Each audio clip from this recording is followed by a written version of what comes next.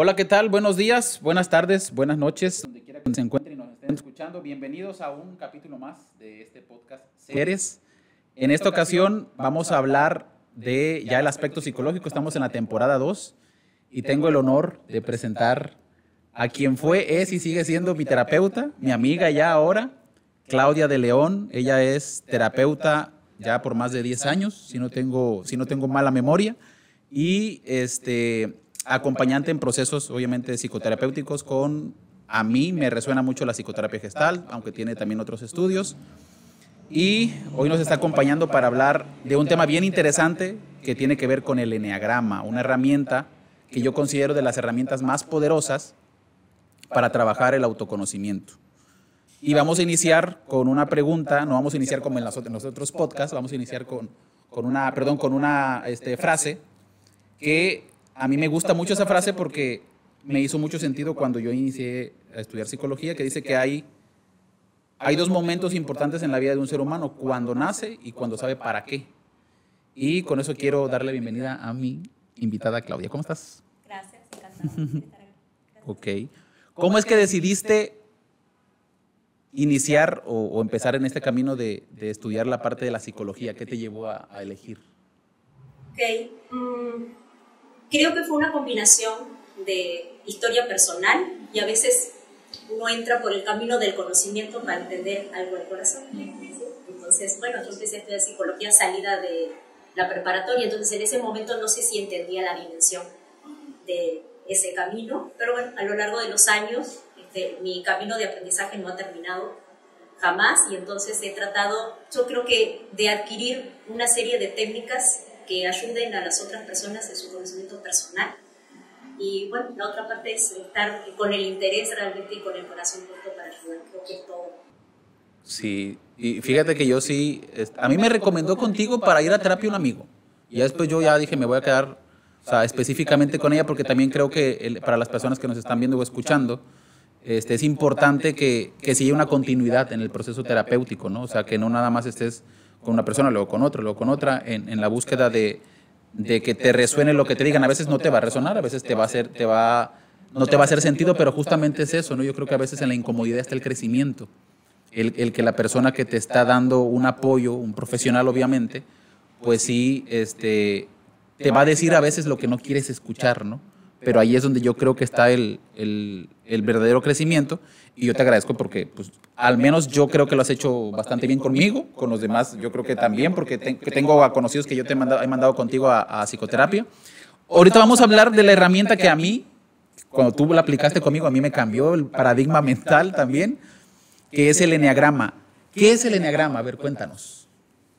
Bueno, el eneagrama es una técnica dentro de un proceso, ¿sí? de psicoterapia, una técnica que se puede utilizar para acelerar, diría yo, un poquito el proceso del conocimiento personal. Se puede aplicar de muchas maneras, pero, por ejemplo, incluso podemos aplicar el eneagrama, lo sacamos a través de un test, la persona toma, entonces con el resultado, incluso a veces antes de conocer a la persona, ya tenemos mucha información. ¿Sí? Entonces, creo que puede acelerar un poquito más el proceso de conocimiento. Yo creo que las terapias no necesariamente tienen que durar muchísimo tiempo, ¿no? La gente a veces viene y resuelve algo que le está pasando en la actualidad, o a veces es una etapa y no tiene que durar tanto tiempo, y mi objetivo siempre es que a mí no me necesiten más. Entonces, si la persona se va con el autoconocimiento, después ya entiende que después quieran hacer otra, las decisiones que cada quien quiera tomar para su vida está bien, ¿no? Hay un cuento, puedo hacer un cuento. Claro, adelante. Que tiene que ver con los orígenes del eneagrama. Bueno, hay un cuento sufi que dice del maestro Lacomini, que él era ahí como un alto mando, ¿no? Para un rey, y entonces estaba haciendo su gira por el castillo. Yo lo voy a actualizar en cuenta. Ajá, sí. Está ahí su ronda por el castillo y de repente ve un halcón real, y entonces se queda sorprendido porque él solamente conocía las palomas, dice el cuento, ¿no? Entonces cuando dice, ay, ¿qué te ha hecho tu güey? No te tiene todo descuidado con un pico enorme, unas garras, y estas se como.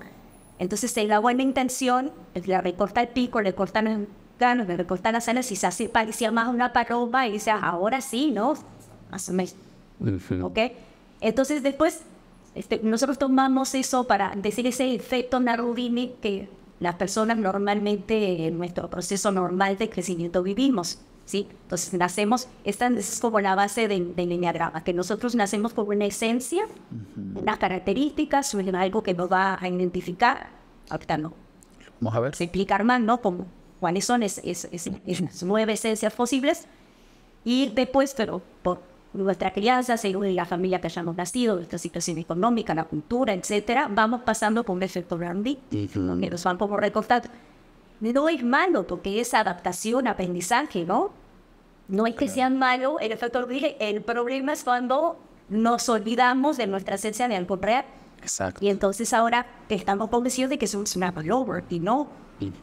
Entonces eso, como sería el enneagrama, es un camino para volver a nuestra esencia, para conocer. Y si yo quiero ser una paloma consciente, no hay ningún problema. Puedo ser una paloma consciente, claro, ¿sí? Sabiendo que esta es mi esencia y esto es lo que he incorporado por aprendizaje, y en este momento de mi vida, si me viene bien, ¿por qué no? Porque a veces tenemos como miedo, ¿no? A decir, si no estoy viviendo mi esencia. Claro, que siempre va a ser en el crecimiento personal. Justo lo que te iba a decir, en algún punto va a chocar el hecho de que, en este ejemplo que tú das con el cuentito, de que seas una paloma, incluso como tú dices, puede ser consciente una paloma, pero en algún momento va a toparse con tu verdadera esencia, ¿no? O sea, sí va a haber como una disyuntiva en decir, yo quiero ser como es mi esencia, pero ya tengo que ser de esta forma. Yo creo que ahí el proceso es, por eso digo, siempre como, mientras sea consciente no pasa nada, ¿no? A veces es, ¿para qué me sirve esta característica o esto que yo he adquirido por aprendizaje? Porque a lo mejor me puede servir en algún ámbito, y en qué otras cosas a mí ya esto me queda, y entonces decido cambiarlo. Lo que pueda cambiar. Claro. ¿No? Porque a veces, por ejemplo, ¿no? Estoy pensando, vamos a suponer que una de mis energías o perfiles, como le querramos llamar ahora, de aprendizaje, esté conectado más con el miedo, con el temor de que algo va a pasar, de que algo malo, de que tengo que planificar, de que no me vaya a agarrar desprevenida. Y a lo mejor esa no era mi esencia, eso fue algo más por el aprendizaje, por la crianza, por lo que pasaba en mi familia. Exacto. ¿Okay? Pero imagínate que yo, no sé, tengo un hijo, acabo de tener un hijo. Y entonces, a lo mejor me viene un poquito bien esto de ser más prevenida y la cosa, porque a lo mejor en ese momento de mi vida, bueno, me va a servir un poquito más, porque entonces puedo estar como más atenta y no, a lo mejor no descuidarme, y si pasa algo rápido voy al pediatra, ¿no? A lo mejor no pasa nada. Pero si yo estoy en otro momento de mi vida y de repente yo quiero iniciar un negocio nuevo porque es el anhelo de mi alma, es lo que siempre quise hacer, y entonces está esta energía presente que vamos a suponer que no fuera de mi esencia, que me jala, que me da miedo, que no sé lo que va a pasar, y si me va mal, y si pierdo, entonces ahí, ¿no? Entonces claro. Es esto, pero si yo ya entiendo que esta es una energía presente en mí, bueno, la voy a usar para planificar mejor. Exacto. ¿No? A lo mejor no me voy a aventar sin paracaídas, pero me pongo el paracaídas y voy igual, porque ya lo sé. Ya hay conciencia y ya hubo un proceso, ¿no? Sí. Y entonces como me entiendo, no es que, soy una tonta, no puedo hacer nada porque me da miedo, porque entonces, no, es porque yo sé que tengo una energía presente que a mí me empuja a querer prevenir y que no me agarre desprevenida y que esto no sea algo que me termine perjudicando. ¿Sí? Entonces, como yo ya lo sé, yo creo que es una manera también casi de autoestima, ¿no? Y de quererse uno y de ser amable. Claro. Sí, fíjate que ahorita que antes de entrar como un poquito más a la parte de los conceptos, porque ahorita manejaste un concepto que es energía, para las personas que estén interesadas a lo mejor en tomar el enneagrama, porque hay muchos test gratuitos online, pero yo soy fiel creyente de que no se debe de tomar a la ligera, que hay un proceso que es personalizable, no es general. Entonces, por eso yo siempre he dicho que vayan con un especialista, con alguien que ya conozca la herramienta, que la ha trabajado, que la ha utilizado. Y justo ahí, entrando a esta parte de las energías, por el mismo proceso que llevé contigo, yo recuerdo que tú me decías 2 energías, la de motivación y la de miedo. ¿Cómo funciona desde la parte del enneagrama? ¿Qué es esta parte? Yo ahora le voy a cambiar de palabra. Ok, va. Ya me arrepentí. Decir energía. puede ser, pero como la energía tiene otras connotaciones, ¿no? A lo mejor podría parecer que es algo, no sé, como conectado, exacto, como y no, ¿no? Eso, le voy a decir perfiles. Ok. Entonces son el eneagrama. A ver, básicamente, para explicarlo, para quien no sepa lo que es el eneagrama, es como una figura con 9 puntos. ¿Ok? Y entonces, a través de muchas preguntas, de hecho es un test largo, ¿no? Dar como 1 hora para contestar. A través de todas esas preguntas, lo que te va dando es como una fotografía de la persona, ¿sí? En esos 9 perfiles, cuáles tiene más presentes y cuáles no. Vamos a suponer a cualquiera, ¿no? El primer perfil, que es un perfil de perfeccionismo, de hacer las cosas bien, de lo correcto y lo incorrecto, ¿no? A lo mejor todas las personas o la mayoría vamos a tener un poco de este perfil, porque a quien no le gusta hacer lo correcto. Yo no digo, ay, voy a ir a equivocarme, ¿no? Pero para ciertas personas, ¿no? Ahí va a medir qué tanto es importante esa motivación para mí. Eso quiere decir la motivación. El perfil motivador. ¿Qué tan importante es para mí la motivación del perfil 1, que es hacer lo correcto? Si es lo más importante en este mundo, y por lo tanto el miedo, cada perfil va a tener un miedo y una motivación. Va como en pares, ¿no? Claro. El perfil 1, un miedo y una motivación. Perfil 2, miedo, motivación. Perfil 3, miedo, es motivación. Correcto. Y así con los nuevos. Entonces, si yo tengo una alta energía 1, para mí lo más importante va a ser hacer lo correcto. ¿Okay? Mi miedo va a ser equivocarme.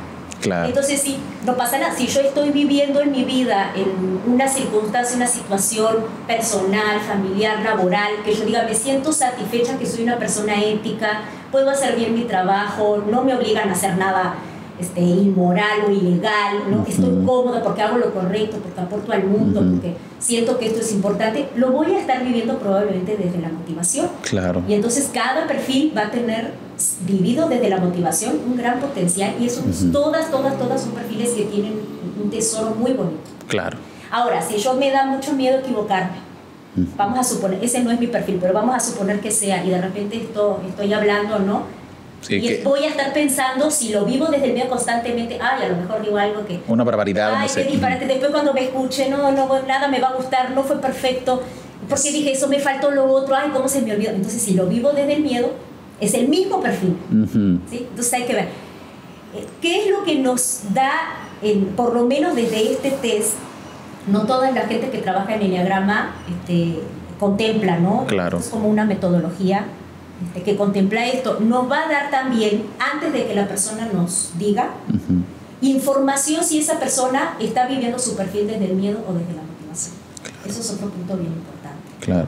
¿Cómo lo sé? Si lo está viviendo antes de conocerlo. Si tú agarras esta hojita que pertenece a alguien, no a quién, sin nombre, yo ya te puedo decir si esta persona está viviendo su eneatipo desde el miedo o desde la motivación. Claro. Y lo sé porque cada eneatipo va a estar acompañado, siempre somos un eneagrama completo de todos los otros 9, y si tiene justamente presencia de un eneatipo que saca, como digamos, la parte más sombría, más oscura del eneatipo que yo tenga, entonces probablemente lo estoy viviendo desde el miedo. Si ese eneatipo en esa persona está bajito, ¿sí? Entonces probablemente ya lo estoy viviendo desde la motivación.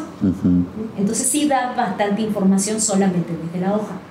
Y después, claro, ¿no? La persona es la que yo no le voy a ir a decir, creo que estás viviendo desde tu miedo, tu motivación. Le voy a ir preguntando, vamos a seguir con el mismo ejemplo para no confundir, ¿no? Sí. Si tú tienes un perfil más donde no equivocarte y hacer las cosas bien es importante para ti, ¿qué puedo preguntar, no? ¿Cómo has vivido alguna circunstancia donde sientas que no hiciste lo correcto? Y ahí la persona me va a decir, no, fue... Y ahí ya te das cuenta desde dónde lo está diciendo. Entonces, ok, y te pasa con frecuencia. Y ahora no puede ser el motivo de consulta. ¿Cómo lo estás viviendo? No vengo porque en mi trabajo... me pidieron que... por ascender yo tengo que pasar por encima de otra compañera, y en mi casa me dicen, no, tú hazlo, pues es todo, cada quien mira, y yo no puedo y no sé por qué me siento así. ¿No? Entonces, cuando la persona entiende que esa es su motivación principal, ¿no? Entonces podrá elegir, decir, voy a encontrar una manera de regresar a lo que para mí es importante, porque ahora lo entiendo. Claro. Sí, porque a veces pienso que estoy equivocada, ¿no? Soy una tonta, porque si todos me dicen, hazlo igual, ¿no? pues cada quien va a mirar por sí y yo soy la única que piensa, entonces a lo mejor estoy mal. Exacto. Si yo te mira otro eneatipo, ¿no? A lo mejor eso pasa desapercibido. No porque haya bien o mal, no sé. Ajá. Porque si mi eneatipo principal es, por ejemplo, el del triunfo, ¿no? No hay otro eneatipo, el 3, Ajá. Sí. ¿no? Que es el triunfo. Entonces, a lo mejor no me puedo reconocer. Para mí es importante el éxito y voy a ir por este camino y voy con todo, ¿no? Porque estoy respetando también entonces, la esencia, desde la motivación. Sí, claro. Justamente, y qué bueno que lo pones así, porque ahorita antes de entrar al aire estábamos hablando de unos ejemplos, ahorita vamos a entrar a ello, pero sí creo que es importante que la gente comprenda que el ir a psicoterapia o a terapia, como le quieran llamar, psicológica, sí va a requerir de la persona, uno, que sea honesta consigo misma al ir, que no esté como queriendo quedar bien con el terapeuta, porque pues, vas a mostrarte vulnerable, porque solamente así se puede ayudar. Y lo otro es que necesita incomodarse, porque va a haber preguntas que para realmente poder tener la ayuda que necesitan estar conscientes de responder esas preguntas. Porque si llevan con una mentira o la verdad a media, pues ya no funciona tanto, ¿no? Pero te digo algo interesante. A ver. Que ahora, yo no quiero decir que esta herramienta es como lo único, ¿no? Que no, sí. Porque tiene que ir dentro de todo un plan de trabajo. Es una herramienta. Sí, es una de muchas. Si tú vas a construir una pared y, no sé, te falta, o vas a derribar una pared y te falta un martillo, va a ser muy difícil. ¿Okay? Pero si te faltan otras herramientas, tampoco vas a poder construir. Es correcto. Pero bueno, te voy a decir algo interesante con eso que acabas de decir. Que solamente con esta hojita, como que más o menos de este lado del terapeuta, ya vas a saber si esa persona va a traer mucha resistencia social. Exacto. Pero no es porque un momento que vaya a ser a propósito, porque nadie va a venir a mentir a propósito, ¿no? Pero si vamos a suponer, hay uno de estos perfiles que es un perfil conciliador, que no quieren perder la paz mental. Entonces, si llegan a venir a terapia, es raro que la persona pueda, por su propia paz mental, caer a decir todo lo que le va mal. Ajá, claro. ¿No? Va a decir, no, estoy acá porque tuve una dificultad la semana pasada cuando te pedí cita, pero hoy ya me siento mucho mejor. Ok.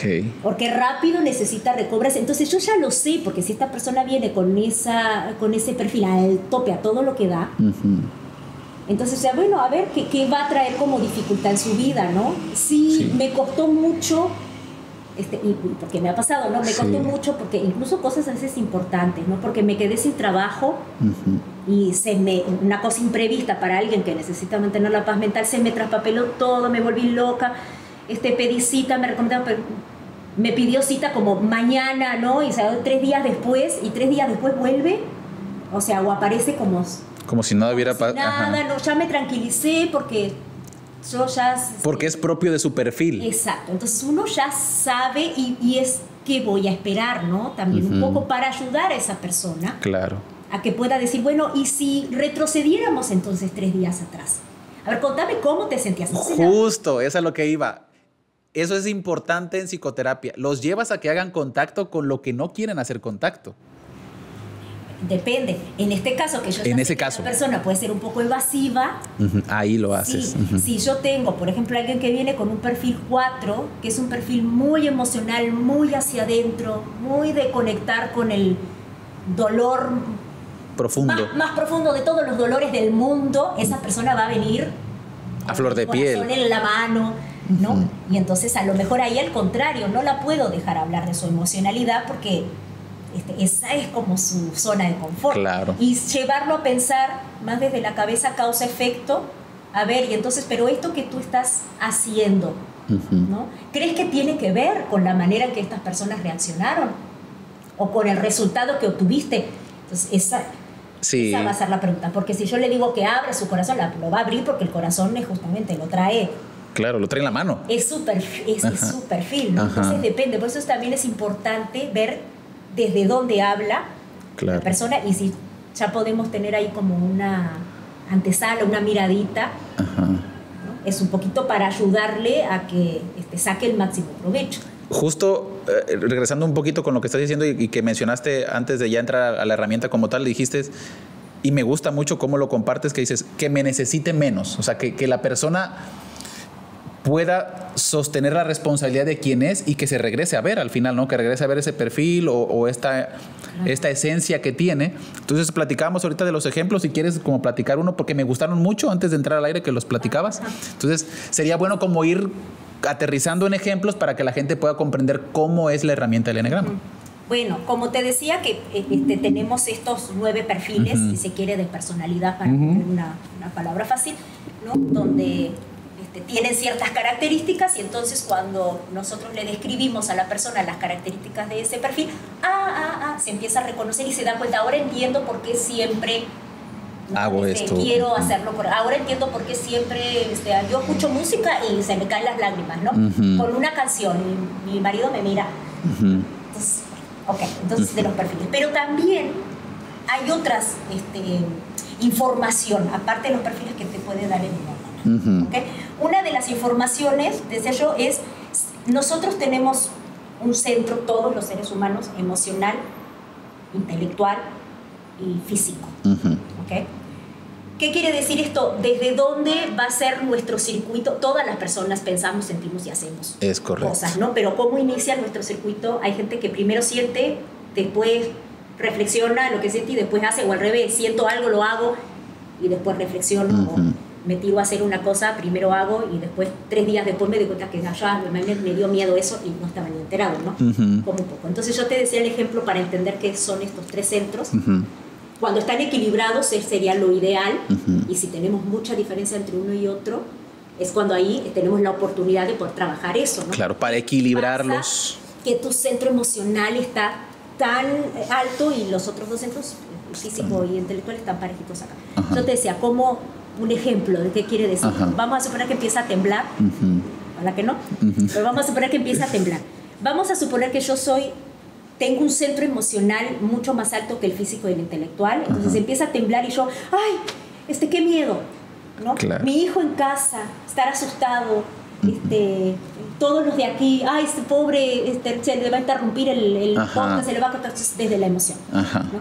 Si tú fueras físico, a lo mejor en lo que yo pensé que susto, tú saliste corriendo porque tenías que poner, o saliste a proteger instintivamente. ¿No? El centro físico es el que... no se le vaya a caer algo, ¿no? Vas a hacer algo, movimiento, ¿no? Sí, claro. Y vamos a suponer que las famosas personas que alguien sea intelectual, y entonces en vez de salir corriendo instintivamente, o en vez de pensar o de contactar con su emoción, a lo mejor va a pensar dónde es la zona de seguridad, ¿no? Que nos tenemos que ir todos. Y después que la identifica, va y se coloca ahí. Y se coloca, pero no sale corriendo por la puerta. Exacto. Porque su manera de ser y estar en el mundo y de contactar con el mundo es a través de lo intelectual. Es esa gente que de repente tiene una crisis, ¿no? Y primero le razona, ¿qué me está pasando? ¿Por qué pasó esto? Lo necesita entender con la cabeza. Claro.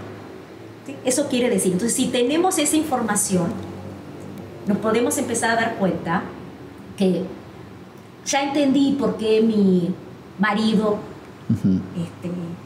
de pronto no me preguntó si yo tenía ganas de ir, y nada más se aceptó la invitación, o me pasa a buscar con el auto y vamos, y yo necesitaba más porque sí, claro, si yo ahora ya entendí que su centro físico está altísimo, o por qué tiene que mi hijo argumentarme todo y preguntar, porque si es intelectual lo va a necesitar entender para poder actuar o para poder identificar que sí. La sensación es correcta. No hay que uno sea mejor que el otro. Justo es lo que te iba a decir, qué bueno que lo mencionas. No significa que uno sea mejor o peor o que esté mal o que esté bien. No. Es importante que la gente comprenda que la herramienta sirve para que te conozcas a ti. Claro. No hay un juicio detrás, sino que te conozcas primero, ¿no? Sí. Y ya de ahí poder actuar. Claro, porque vamos a suponer que yo tenga un centro intelectual muy, muy, muy alto, y entonces de pronto mis relaciones personales en mi casa o con mi familia, a lo mejor sí me pueden estar reclamando que, oye,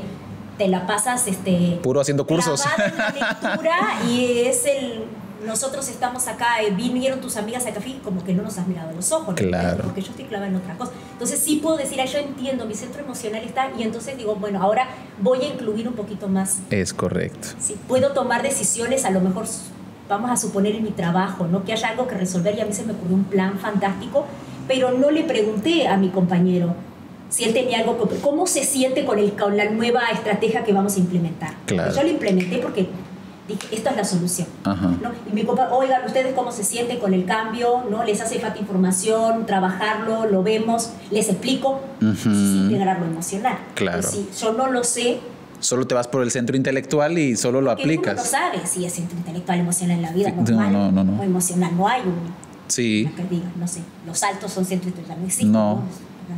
Exacto. Bueno. Y lo otro que te decía es de la energía, de los centros energéticos interno, uh-huh. externo o de equilibrio, ¿no? Uh-huh. Todos tenemos también necesidades diferentes de decir, a ver, me conecto con a mí que me gusta, quién soy, estoy contenta, voy por buen camino, yo quiero un cambio, no, me siento satisfecha conmigo. Eso es como un contacto interno. Uh-huh.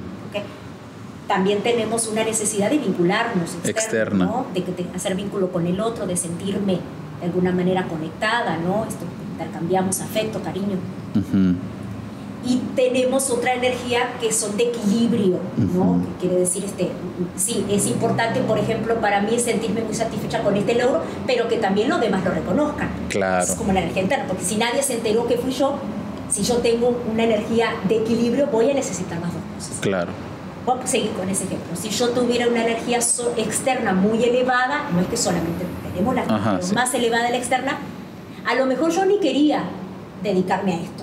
Uh-huh. Pero como obtengo tanto reconocimiento, si tengo una energía externa, me voy a sentir satisfecha porque los demás me lo reconocen. No importa si para mí tenía sentido, ¿no? O sea, hasta si me gustó. ¿No? Entonces, que pinté un cuadro espantoso, uh-huh. No me gustó para nada, no significa nada, pero se vendió, entonces tengo la energía externa. Claro. Si tuviera una energía de equilibrio, me tiene que gustar a mí, le tiene que gustar a los demás. Claro. Y si tengo una energía interna, probablemente ni lo vea en el cuadro porque lo voy a poner en mi casa porque es muy personal. Sí, es para mí, no es para los demás. Claro. Yo lo disfruto y lo veo adentro. Claro. Sí se entiende, clarísimo. Sí. Entonces, imagínate que tengamos un equilibrio entre los tres, porque un desequilibrio puede ser complicado. Claro. Te daba yo hace rato también el ejemplo del pastel. Ajá. ¿No? Si tenemos un pastel, está todo cortado en rebanada y acá somos muchos, si mi energía interna está muy por encima de las otras, a lo mejor si yo tengo hambre o me gustó o el pastel lo traje yo, me lo voy a o me agarro primero mi rebanada y no estoy contemplando si los demás comieron o no. Ajá. Sí, en un extremo, ¿no? Sí, claro. Yo puedo tener energía. Bueno, después si yo tuviera mucha energía externa, a lo mejor lo primero que se me ocurre es salir a repartir, que todos coman.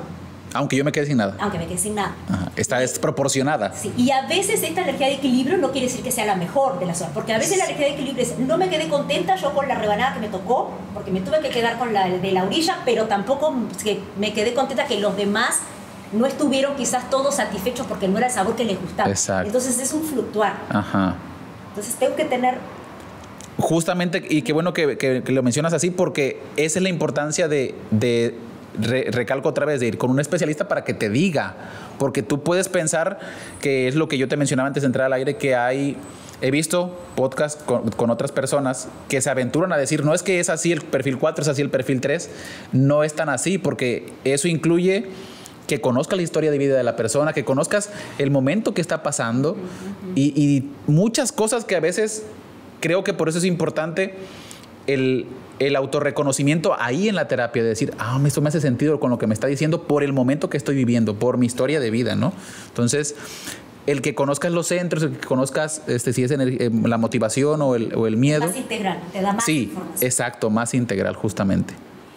A ver, los eneatipos, o sea, estos 9 perfiles, tienen las características que tienen. Ahí, por eso a veces, si yo me dijeras, a ver, describime el 1, el 2, el 5, yo te digo. Claro. Esto y esto y esto. Ahora, si lo estamos viendo en una persona, lo que tengo que ver es que si esas características las personas las está viviendo de esta manera. ¿Desde dónde es correcto? ¿Sí? Porque, como te decía, cada eneatipo va a tener, según los otros que lo acompañan, como si fuera un equipo, ¿no? Exacto. Entonces yo tengo acá un individuo, pero de repente si me toca un buen compañero, o si, depende de los otros perfiles, que tanto características yo tenga de los otros, porque por ejemplo, si yo soy el eneatipo, voy a decir la verdad, porque no es mi perfil, ¿no? Colaborador, ¿no? Soy una persona que mi motivación va a estar en lo que yo te puedo aportar, cómo te puedo ayudar.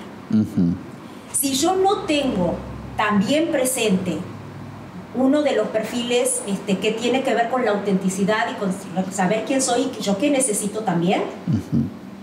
Va a estar. Colaboro hasta agotarme y después cómo me voy a sentir vacía, no reconocida. Exacto, está desequilibrado el perfil. Y no recibo nada. Ajá. Pero no es que tú no me estés dando nada, es que yo no tengo presente, o si tuviera muy bajito, el contacto con reconocer mis necesidades y poder pedirlas. Claro, importantísimo lo que acabas de decir. Muchas veces las personas no saben pedir o solicitar sus necesidades. Pero si yo tengo este perfil colaborador y además tengo presente en mi enneagrama esta energía que yo ya la reconozco, de decir, yo soy única, particular, ¿verdad? Tengo necesidades y está bien que las tenga, ¿no? Y las puedo pedir, ¿no? Y además se empieza a equilibrar. Incluso aunque tú necesitaras mi ayuda, si en ese momento yo tengo algo muy importante que yo tengo que atender porque es vital para mí, lo voy a atender. Ajá. Y después te ofrezco. Claro. Ahí les decimos cuando ese eneatipo está integrado, ¿no? Porque está integrado con los otros de una manera que me beneficia. Y cuando está desintegrado porque hay otra presencia de otros eneatipos, por el motivo que sea, porque hubo motivos familiares o porque por este momento de vida, ¿no? Si hubieran otros eneatipos que me están orillando solamente a una entrega totalmente desproporcionada, ¿no? Pues simplemente no me la voy a pasar tan bien y claro. Eso no sería tan sano. Claro. Fíjate que ahorita que comentaste ese último ejemplo, yo me acordé de 2 momentos de que cuando yo estuve contigo en terapia, de cuando me dijiste, ¿en el dolor todo es válido? Porque la persona está pasando por un proceso personal, en este caso yo estaba pasando por un proceso personal muy doloroso, y eso yo sentí que me dio paz en el momento, esa frasecita, ¿no? De en el dolor todo es válido. Y la otra, yo estaba como fluctuando, me acuerdo, entre una acción, y me preguntaste claramente, ¿qué quieres hacer? Y yo me quedé como 2 segundos y dije, no, quiero hacer esto. Que a lo mejor no era lo que se esperaba de mí en ese momento, pero yo estaba conectando conmigo. Y siento que también me dio paz. Entonces, justamente el tránsito, que me acuerdo que así le llamas tú, el tránsito por el que está pasando la persona cuando está realizando la herramienta es importante para que empiece a tener contacto con eso que muchas veces yo considero que las personas no quieren pues hacer contacto, ¿no? O sea, es como el autoconocerse. Por eso el huir a veces de este autoconocimiento, ¿no?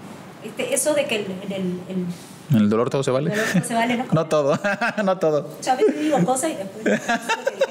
En eso que el dolor todo se vale, creo que te refieres a que cuando estamos pasando por un duelo importante, que todas las emociones son válidas. Que, si nosotros miramos, observamos, conocemos a una persona en algún momento de un duelo importante, pues lo entendemos, ¿no? Porque está pasando por el duelo. Si esas mismas cosas las siente, las piensa o las hace en otro momento que no esté pasando un duelo, a lo mejor diríamos, sí, claro, hay algo patológico ahí, sí, ¿no? Pero en ese momento dentro del duelo hay tantos pensamientos que no son patológicos, ¿no? Sí, es el momento. Son normales porque están dentro del duelo, claro. Entonces, por eso hay que... Sí, hay que contextualizar, sí. ¿no? Contextualizar, porque claro. El mismo pensamiento en otro momento sin ese detonante sería como...